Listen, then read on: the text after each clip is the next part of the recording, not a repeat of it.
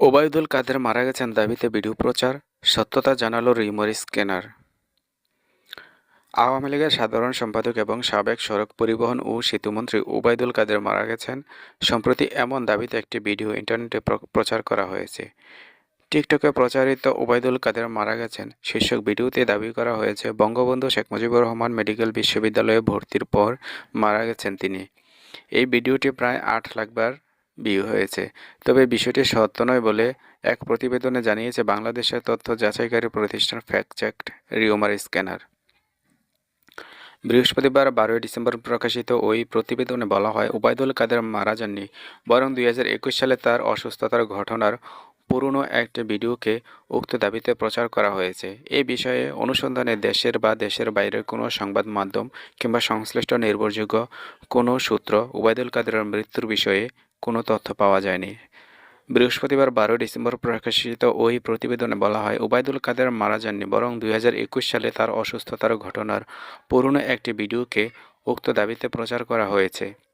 এই বিষয়ে অনুসন্ধানে দেশের বা দেশের বাইরের কোনো সংবাদ মাধ্যম কিংবা সংশ্লিষ্ট নির্ভরযোগ্য কোনো সূত্র ওবায়দুল কাদেরের মৃত্যুর বিষয়ে কোনো তথ্য পাওয়া যায়নি। আলোচিত দাবিটি যাচাইয়ে ২০২১ সালের ১৪ ডিসেম্বর বেসরকারি টেলিভিশন সময় টিভির ইউটিউব চ্যানেল দুপুরের সময় দুপুর ২টা ১৪ ডিসেম্বর ২০২১ সময় TV bulletin 2 PM latest Bangladeshi news শীর্ষক শিরোনামে প্রকাশিত একটি ভিডিও খুঁজে পাওয়া যায়।